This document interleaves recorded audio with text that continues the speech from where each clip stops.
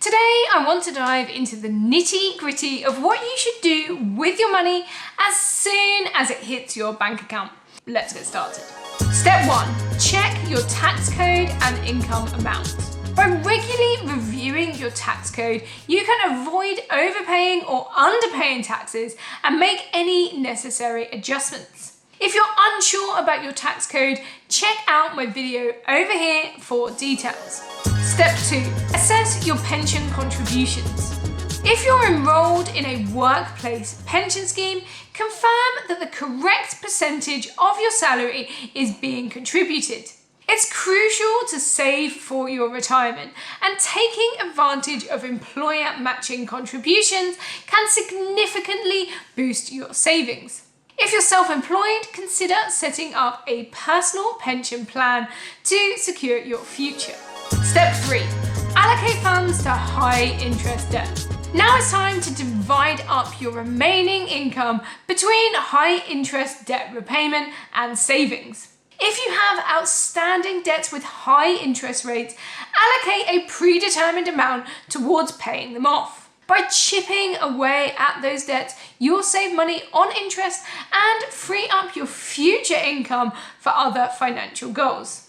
By doing it as one of your first steps, when paid, it will make you consistent in your payments and make budgeting more realistic later on. Step 4. Determine your savings allocation. With the remaining funds, decide how much you want to save. Creating an emergency fund should be a priority. Aim to save at least 3 to 6 months worth of living expenses. If you already have an emergency fund, consider saving for short-term goals, like a holiday or a down payment on a house. Setting specific savings targets will help you stay focused and motivated. Step 5.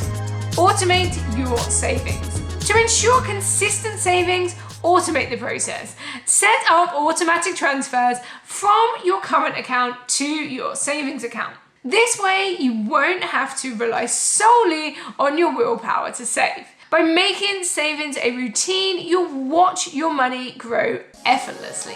Step 6. Go through your budget process.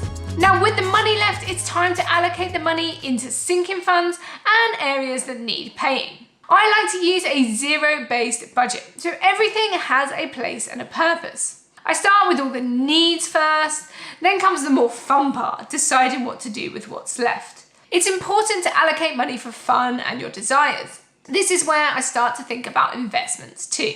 Remember, these steps are just the beginning. Make sure to continually educate yourself about personal finance and adapt your strategy as needed.